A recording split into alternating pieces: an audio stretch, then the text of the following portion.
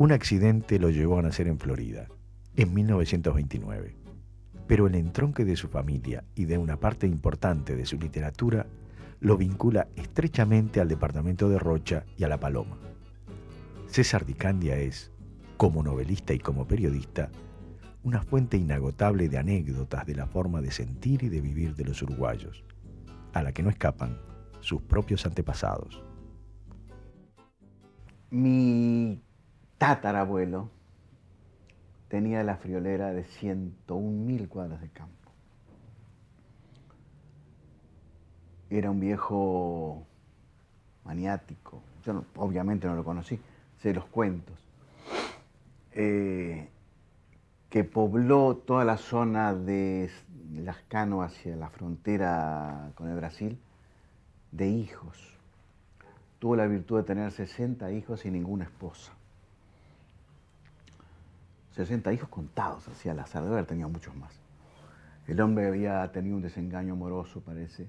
Nunca más fue a la ciudad de Rocha, se dejó crecer el tenía el pelo hasta por las rodillas, según cuentan. Era un hombre impresionante, debía ser un hombre impresionante, un hombre de novela debía ser.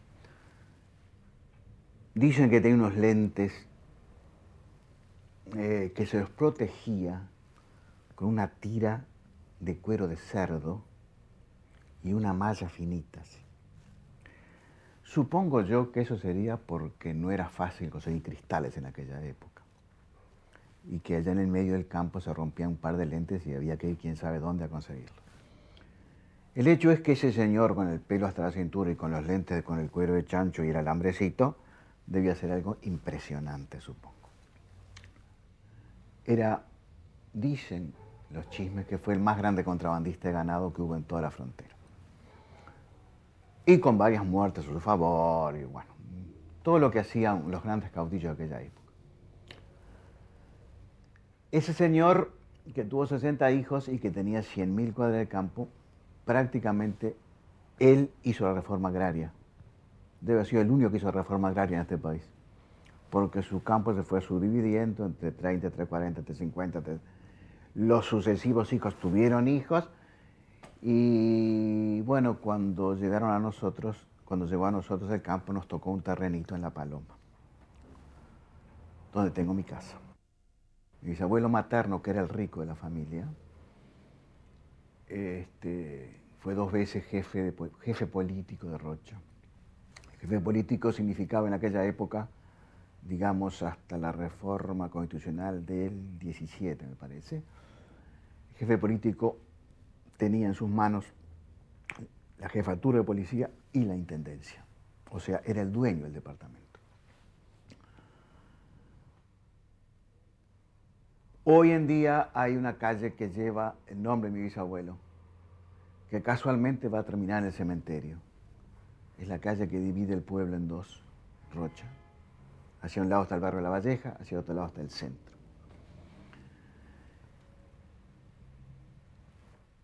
Mi abuelo paterno vino de Italia con una mano atrás y otra adelante, como venían todos a fines del siglo pasado, con una profesión que era la de sastre. Se instaló en Rocha, era semi-analfabeto. Mi abuela, su esposa, era analfabeta total.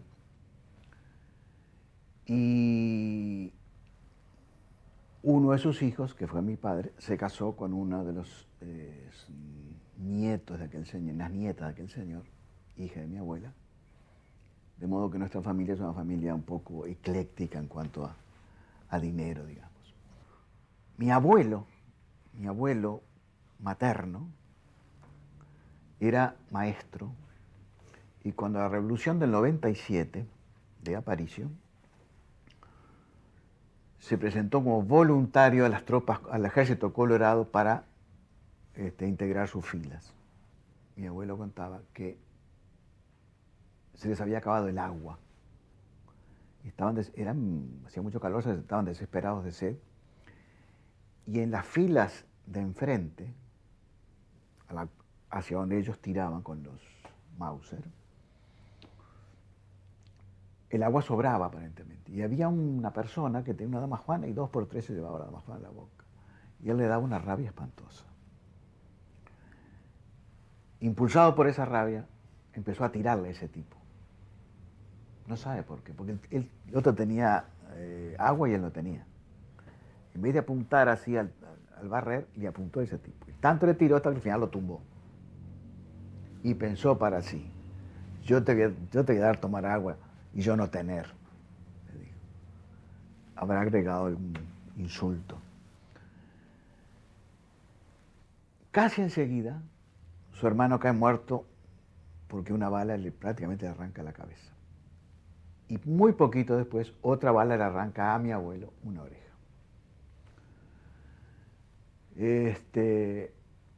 Enterró a su hermano en un lugar que ni recuerda, ni recordaba, y él fue internado en un sanatorio común para los dos bandos. Sanatorio, estoy diciendo como si fueran, es una exageración, una tienda de campaña común. Su vecino de cama le cuenta, había uno de sus correligionarios que me tiró porque yo tomaba agua y cada vez que me llevaba la damajuana a la boca, él la bala me zumbaba, decía el tipo. Hasta que al final me pegó. Entonces mi abuelo le dijo, era yo. Ese fui yo. Y él contaba con mucha gracia. Le llevé un mate y le dije, sírvase un mate. Desde ese momento hicieron una amistad entrañable, a tal punto que vivían en departamentos diferentes y se seguían viendo. Se escribían. Cuando murió, mi abuelo tomó la costumbre de llevarle un clavel colorado a la tumba de su amigo Blanco. Y años después, cuando murió mi abuelo, mi tía, que aún vive y tiene 85 años, una vez fue al cementerio y se encontró con un clavel blanco en la tumba de su abuelo, de su padre colorado. Yo conocí la paloma no sé exactamente el año, pero yo tendría 5 o 6 años. Ahí conocí a Jorge Valle. A Jorge Valle, cuando ambos, yo tendría 10 o 12 y él tendría 14. Y ahí ya teníamos una barrita de gente, de amigos que íbamos a jugar al fútbol. Y bueno, Jorge no era de lo que se dice un habilidoso jugando al fútbol tampoco. Más bien era de los que le pegaba a todo lo que se movía a su alrededor, excepto que fuera redondo y con forma de pelota. Ahí conocí gente, don Luis Valle, que en ese momento era presidente, era un video que te impresionaba, no porque a uno no le impresionaban los presidentes en esa época, porque eran gente exactamente igual a uno, que se bañaba al lado de uno en la playa, que jugaba a la baraja con nosotros, que no tenía guardia, nunca tuvo guardia Luis Valle, que andaba, hacía de juez en las carreras de bicicleta. Era una persona, uno la veía como uno más del balneario. Y ahí estaba don Javier Barrios Amorín, que en ese momento era senador, al cual le prestaban una casilla por ahí por la bahía Grande, y que nunca se bañaba tampoco. Digo tampoco porque Valle era un idiota que no se bañaba porque tenía un cutis muy blanco, y siempre se bañaba de camisa puesta y un pantalón medio largo y un sombrero de ala ancha. Se bañaba y salía corriendo para no quemarse. Don Javier, al cual quise enormemente, no se bañaba porque tenía un problema cardíaco, pero era un pescador fantástico. Ya nos enseñó a pescar, y no solamente nos enseñó a pescar, sino que nos daba unas clases de historia nacional y de historia política, sin darnos clases, simplemente conversando con nosotros en la arena o en su casa. Te cuento todo esto porque era un balneario chiquito, donde todos nos conocíamos, donde todos éramos amigos, donde todos nos reencontrábamos cada verano. Donde me hice excepcionalmente amigo de un muchacho que en ese momento se llamaba Carlos Paravís y que después adoptó el seudónimo artístico de Santiago Chalar. El padre de Carlitos Paraviso un día venía con el hermano de Carlitos en un auto. Escuchó una grabación en la radio del auto y dijo, ese es un muchacho que canta tan lindo, ¿quién es? Y el hermano le dijo, ese es tu hijo. Y el padre le contestó, luego de un largo silencio, nunca vayas a decirle que yo dije que me gustaba como cantaba. Por supuesto, el hermano se lo dijo, pero la oposición de su padre y la oposición de su novia a su profesionalismo como cantor lo llevaron a que él inventara un seudónimo y empezara a cantar con el seudónimo Santiago Chalar.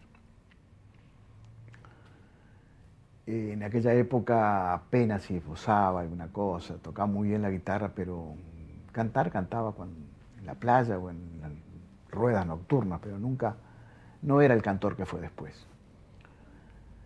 Después creo yo que fue realmente uno de los grandes. Di Candia comienza su carrera periodística en el diario El País, para continuar luego con la revista humorística Lunes.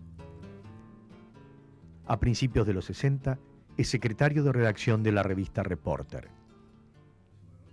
Mi amistad con Selmar empezó en el semanario Reporter a raíz de un artículo, un reportaje que yo le hice. Selmar iba siempre a almorzar cotidianamente a casa de su madre, que quedaba en la calle Cuaraim, casi esquina San José. Y todos los días iba a tomar un café a la esquina, un boliche que todavía existe. Nosotros estábamos en El País, que era al lado, hacia el otro lado. Normalmente íbamos a la esquina también. Ahí me lo presentó Carlos María Gutiérrez, que trabajaba con nosotros en El País. Y yo te confieso que sentí un deslumbramiento total. Era un individuo que no podías estar cerca de él sin sentirte como atraído. Después hicimos el semanario, en el cual yo fui secretario de redacción, y después sacamos el diario. Y ahí sí lo traté más íntimamente porque lo veía todos los días, varias horas por día. No creo que nadie de aquella redacción haya dejado de amarlo profundamente. Era un individuo de una calidez humana como yo pocas veces he visto. Amigo de todo el mundo, amigo de hacer favores, amigo de esos que te dan un abrazo cuando te hace falta. Cuando tuvo el fin que tuvo, el horrible fin que tuvo, la noticia vino a Montevideo a mediodía. Me acuerdo, era un sábado, me acuerdo perfectamente, yo estaba en la librería con mi hijo y vino Jorge Traverso y nos dijo, llegó la noticia a la radio, pero no la podemos dar, no nos dejan darla. Tratá de hablar con los familiares. Esa fue esa especie de complicidad subterránea que había en la época de la dictadura. Yo no hablé con los familiares, hablé con varios amigos, entre ellos Hugo Batalla, y les dije, mira, vino esa información, ¿qué hacemos? Entonces me dijeron, vamos a esperar que se confirme. Se confirmó a la noche, la dio Canal 4, la dio Giacosa por Canal 4. Su mamá, la mamá de Selmar, estaba mirando Canal 4 y se enteró por el canal que había aparecido el cadáver de su hijo acribillado. Su hija después me contaba, los gritos de mamá, vivían en pisos separados en el mismo edificio, los gritos de mamá se sentían en todo el edificio.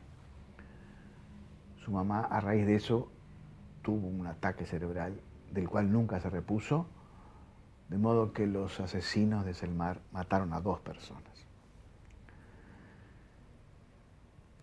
Bueno, todo esto que es muy dramático, muy feo, muy doloroso, después yo sentí que era mi deber trasladarlo a un libro que lo recordara.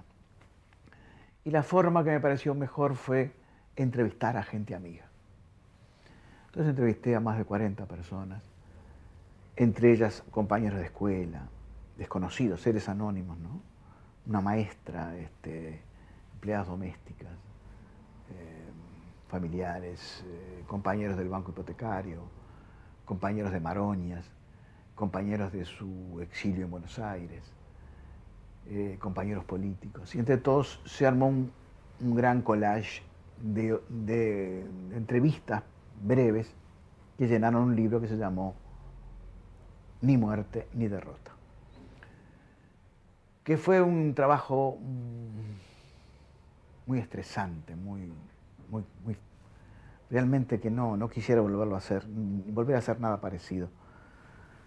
Porque a cada persona que tú entrevistabas, no digo todos, pero una gran parte terminaban llorando. Entonces aquello te oprimía, era un trabajo espantoso, realmente espantoso. El libro salió, se agotó, no fue reeditado nunca más. Y pocos años después, muy pocos años después, cuando muere Wilson, su hija me cuenta que cuando Wilson estaba ya en sus últimos días, ella le leía el libro de Selmar porque él le pedía que se lo leyera. Tenían una intensa amistad generada en Buenos Aires, ellos dos. A pesar de que pensaban diferente, digo, políticamente eran opuestos, pero se querían entrañablemente. Cuando muere Wilson, yo le pedí a la señora, a la viuda, que me diera una entrevista para ver si podíamos hacer un libro en cierta forma similar al de Selmar, pero con la opinión de ella y la de su hija nada más. Y así lo hicimos. Se llamó El viento nuestro de cada día. Para mí Wilson fue un libro tan fascinante, tan digo, que te atraía en tal forma intelectualmente, que era muy difícil sacarse encima esa seducción. Wilson era un seductor natural. Era muy difícil estar con él un rato y después decir, yo a este tipo no lo quiero. No, era al revés. Yo hablé con él, la única vez que hablé, no hablé 2 veces con él, la única vez que hablé largo y tendido con él fue a raíz del libro de Selmar, donde me contó cosas de Selmar. Y después llegué a casa y le dije a mi esposa, si me quedo media hora más, termino afiliado a Por la Patria. Cuando el Toba Gutiérrez es secuestrado, el Toba tenía una despensita en Buenos Aires, chiquita, vivía de eso. Tenía 2 empleados uruguayos. En esa despensita lo único que tenía era una bandera de los 33 orientales, chiquita. Cuando el Toba cae preso y después muere, asesinado también, sus empleados huyen porque tienen miedo que a ellos les pase lo mismo. Se pasan viajando en ómnibus de Buenos Aires a La Plata, pensando que solamente en ómnibus están a salvo de que los capturen. Pero llega un momento que uno le dice al otro, ¿y vamos a dejar la bandera ahí adentro? No. Entonces resuelven rescatar la bandera. Van se acercan al comercio y la persona, la mujer que les vendía los diarios, la kiosquera, les dijo despacito, hay una ratonera, no se acerque. La ratonera está de tal hora a tal hora. Hay media hora donde no hay nadie. Y entonces los indios esperan que se vayan los gentes argentinos, porque eran todos argentinos. Tenían llave, entran, abren, sacan la bandera y se la llevan. Cierran la puerta y se van. Así que esos dos señores, a quienes la historia no los recuerda, cuyos nombres se han perdido, creo que ni siquiera están en el país, arriesgaron su vida, sus vidas, solamente para rescatar una bandera, porque ellos creían que no podía ser que la bandera de los 33 quedara en manos de los asesinos de Selmar y el Toa. Esa bandera la tenía Wilson en su casa y la tiene hoy la viuda en su casa. Está enmarcada. Y eso nos constituye uno de los episodios más impresionantes y más hermosos de todo lo que fue la dictadura. En 1971 publica Bochonerías y otros jolgorios, recopilación de artículos humorísticos y no tanto de la revista Lunes, referidos al gobierno de Pacheco Areco, al que le sigue en 1972, durante el gobierno de Juan María Bordaberry, El mundo es Juancho y ajeno. En plena dictadura aparece la revista humorística El Dedo. Sobrevive apenas 8 ediciones, pero que bastaron para que aquel dedo señalara, acusador, y recogiera el sentir de un amplio sector de los uruguayos. La revista El Dedo fue para mí la experiencia más fantástica desde el punto de vista humorístico que yo he tenido en mi vida. Porque no solamente hacías humor, sino que además estabas en tu pequeña medida combatiendo la dictadura.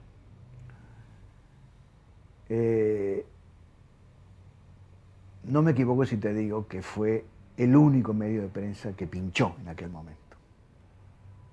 Pequeños pinches, lo que se podía pinchar, pero tenía su fuerza.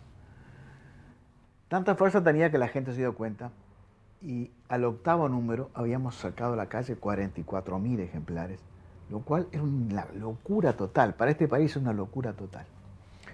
Y nos habían pedido 53.000 para el número 9. Pero ¿qué pasó? Que cometimos el error, el pecado de vanidad de ponerlo en la tapa. Le poníamos, tiraje de esta edición tanto.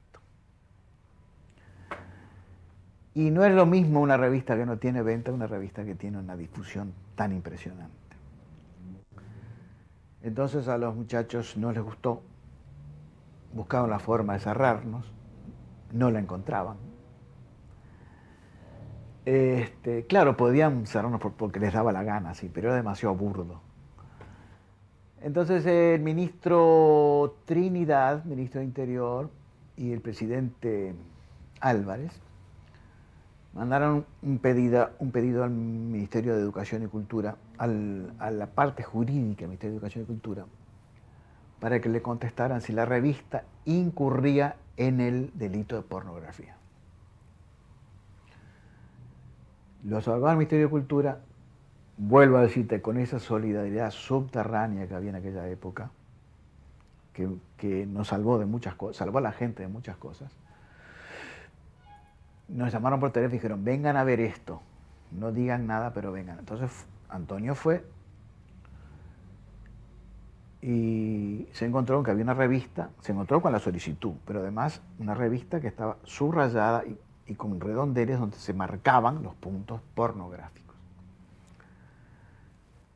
¿Cuáles eran estos terribles delitos que estábamos cometiendo? Uno era la palabra ovario. Otro era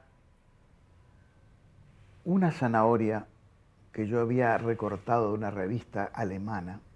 Era una parejita de zanahorias que tenían los brotitos que uno de ellos estaba cruzado, así que la zanahoria, presumiblemente macho, que se tapaba sus partes delicadas, y una zanahoria también hembra que también se tapaba. Los brotitos tapaban a la zanahoria.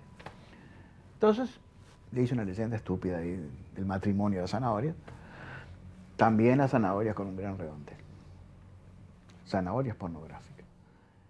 Y después había otra cosa que que era una descripción de la playa Positos que yo había hecho por teléfono desde La Paloma, porque me iba para La Paloma, pasé por la playa, la vi tan sucia, que en el camino fui pensando algo. Llegué a La Paloma, le hablé a Antonio, le dije, tengo una página para hacer, decirle a fulano que la haga. Y le describí lo que yo pensaba como chiste en esa página. Casalás, que fue el dibujante que me interpretó por teléfono, la dibujó, yo le mandé los textos. El texto era una especie de aviso tipo las películas de Cousteau, que se llamaba El asqueroso mundo submarino. Y ponía opiniones de la prensa extranjera sobre la película. Y Casalás le había dibujado un preservativo en la arena, que podía medir, te diría, 2 milímetros en el tamaño del dibujo. Ese preservativo fue descubierto por los censores, los censuradores, Redondel. Con esos espantosos antecedentes, los señores del abogado del Ministerio de Cultura pensaron que no podían quemarse para toda su vida y para la de sus hijos y sus nietos si decían que eso incurría en el delito de pornografía. Se jugaron y dijeron que de acuerdo a las leyes vigentes, nosotros pensamos que eso no cae en el delito de tal, tal y tal. Elevaron su informe al Ministerio del Interior y el Ministerio del Interior, con el informe en la vista, nos cerró. Eso fue todo. Yo creo que el cierre del dedo se debió justamente a eso que te relataba yo, de ese dibujo sobre las playas montevideanas. ¿Por qué? Porque el intendente Rachetti había hablado con los medios para decirles que no hicieran hincapié en ese tema, que no quería que eso se divulgara porque acarreaba un desprestigio y podía correr al turismo.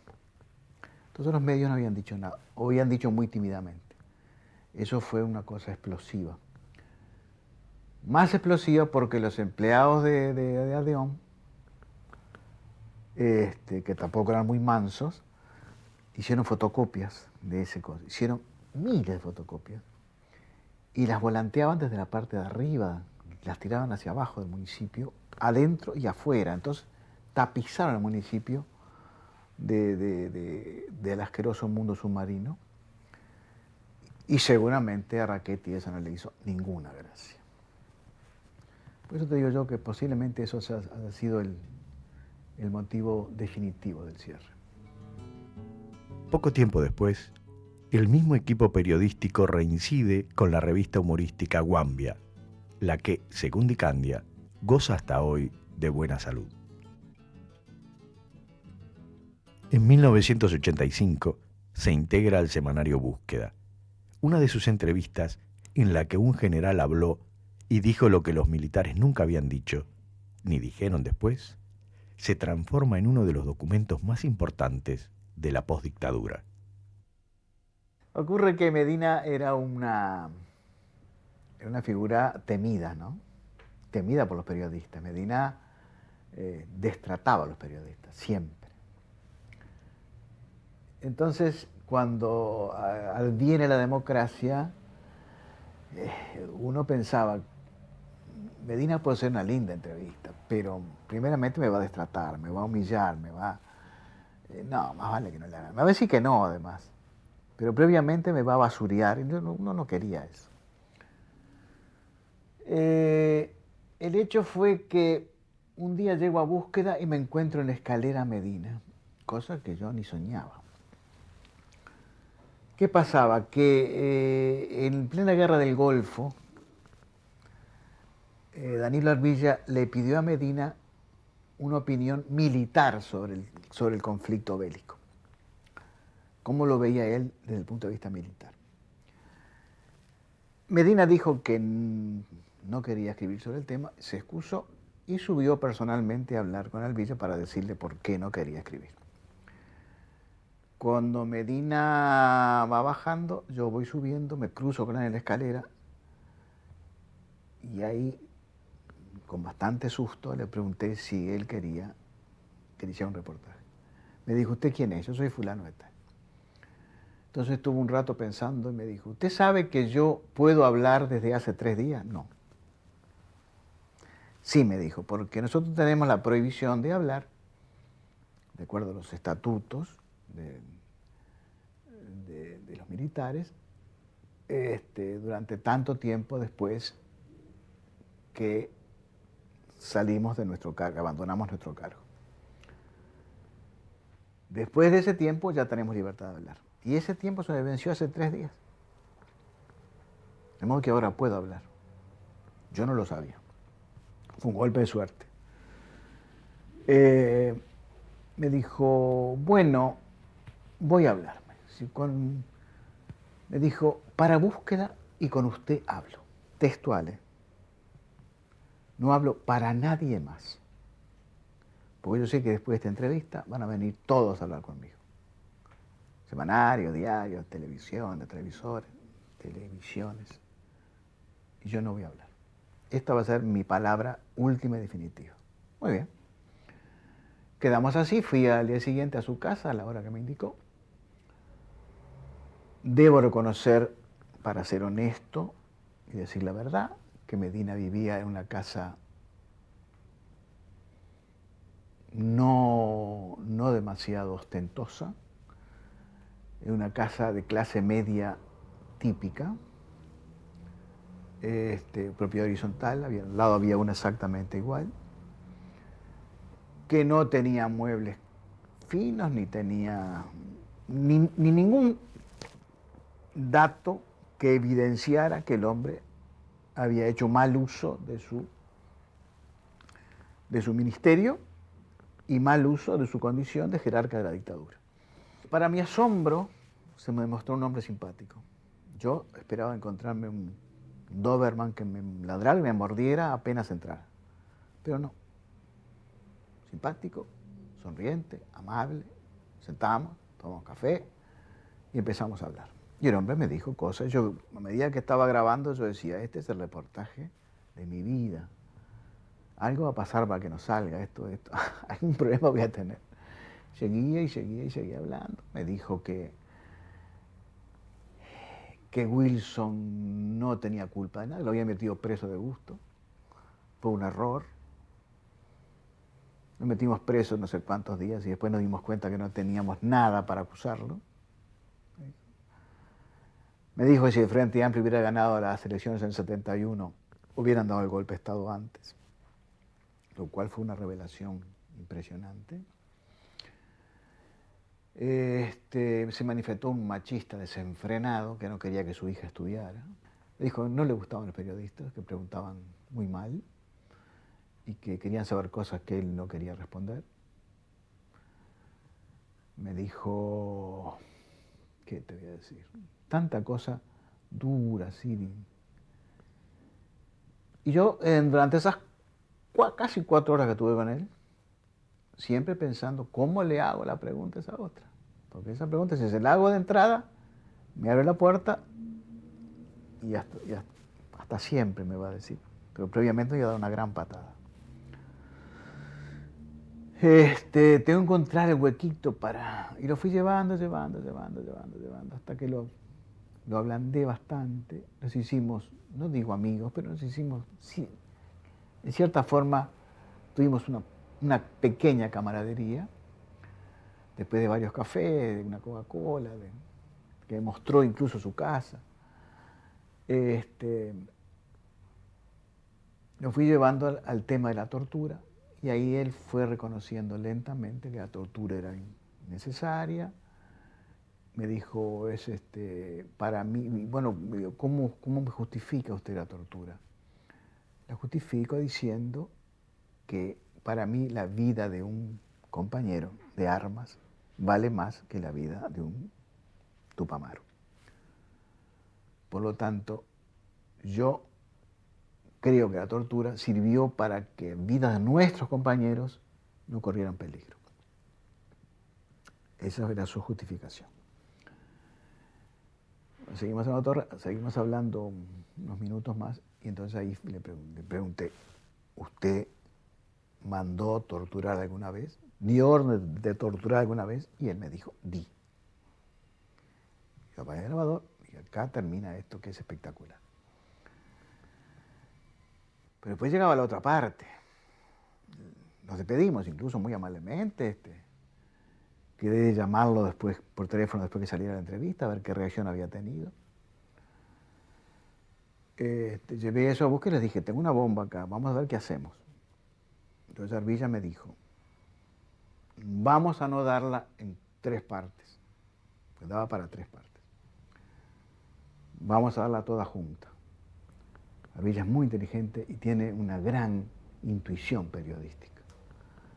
Me dijo, si la damos en 3 partes, vamos a dar la primera, que va a ser fantástica, pero la segunda no la vamos a dar, porque voy a tener tales presiones que al final me va a costar darla.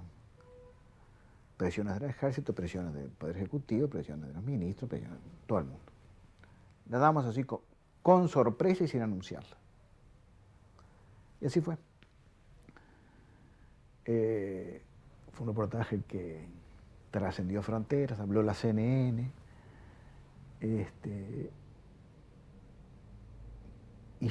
se agotó búsqueda a mediodía, ya no existía más, empezaron a hacer en la Ciudad Vieja fotocopias, las encuadernaban y las vendían a un precio absurdo. Yo nunca llegué a ver ninguna, pero si reducían la página, la encuadernaban, ponían ganchito y salían los vendedores a vocear el reportaje a Medina.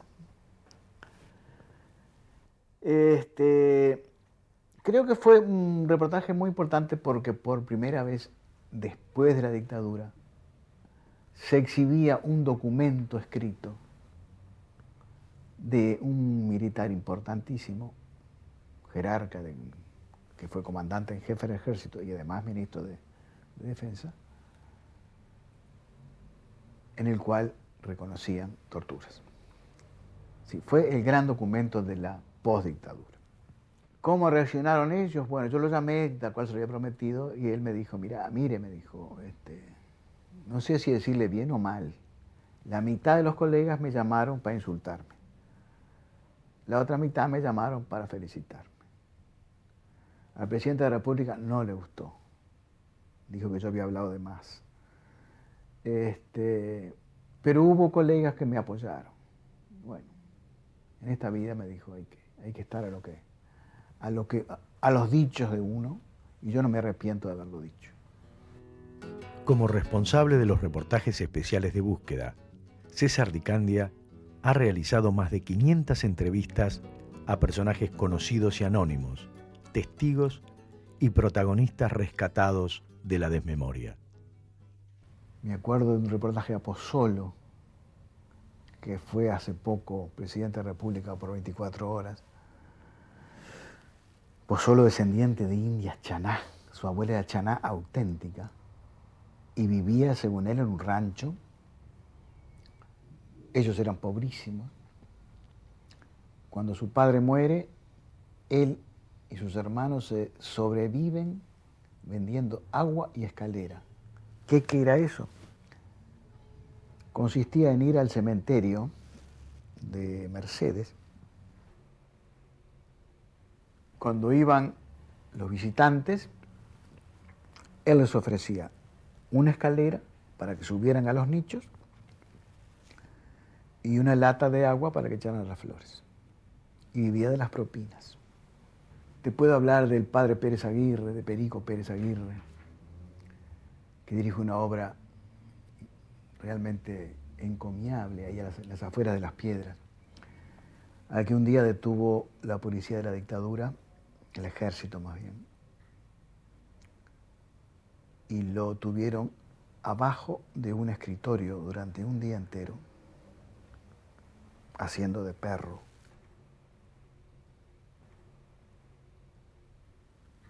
Escondido bajo el escritorio del jerarca militar, con prohibición de sacar las manos o los pies afuera del límite del escritorio. Cuando sacaba porque se acalambraba, venía alguien y le pisaba los pies. A la noche lo dejaron ahí, cerraron con un guardia y el guardia le dijo, estire las piernas, amigo, porque si no usted va a quedar tullido para siempre. Y ese guardia, cuyo nombre no sabe, lo ayudó a sobrevivir. Nunca supo por qué, porque después lo soltaron. Nunca supo por qué su castigo consistió en hacer de perro bajo un mueble.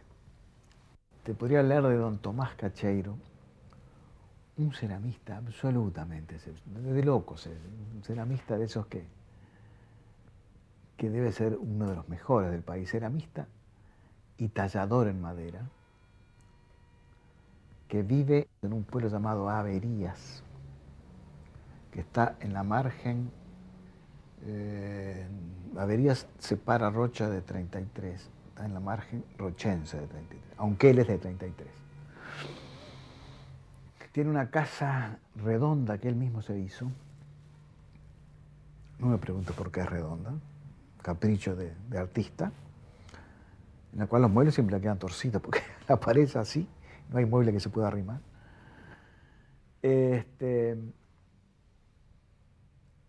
Cuyo hábito diario era, a los 80 años, o a los 70 y pico de años, agarrar el bote, salir por el río Averías, por el arroyo Averías, remando, juntar maderas comidas por la polilla, por el tiempo, por el agua, por los gusanos, y tallar cosas con esa madera. Cosas hermosísimas, además. Un día fui a ver al tenor José Soler, que vivía cerca de Garzón, del camino Garzón, no me acuerdo exactamente dónde, muy cerquita era. Vivía solo, un hombre largamente octogenario, que había llegado a cantar en los escenarios más importantes del mundo, el Teatro La Scala, con Renata Tebaldi, con María Callas, que había tenido una historia lírica impresionante, como no ha tenido nadie de Uruguay, y al cual el país lo había olvidado totalmente, porque este es un país de muy poca memoria, sobre todo con su gente importante.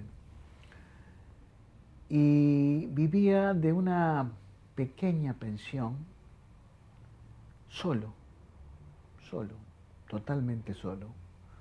Una señora le hacía la limpieza y él vivía el resto del día solo. Y me contó que se pasaba el día escuchando discos viejos de él mismo, reviviendo su pasado por medio de la música. Esa historia de sacrificio personal y de enfrentamiento a los medios muy agresivos que muchas veces te presenta la sociedad, es lindo rescatarlos porque hay ocasiones en que la gente logra sobreponerse a todo eso. Logra salir de ahí, adquiere un lugar en la sociedad hecho a base de tremendos esfuerzos. Y creo que es obligación de uno como periodista rescatar esos ejemplos y contárselos a la gente.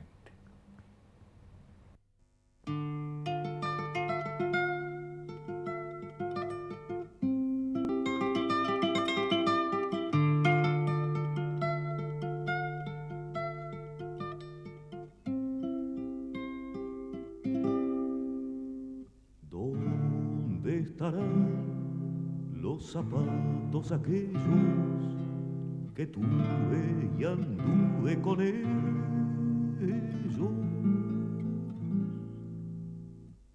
¿Dónde estarán mi cuchillo y mi honda, el muchacho que fui, que responde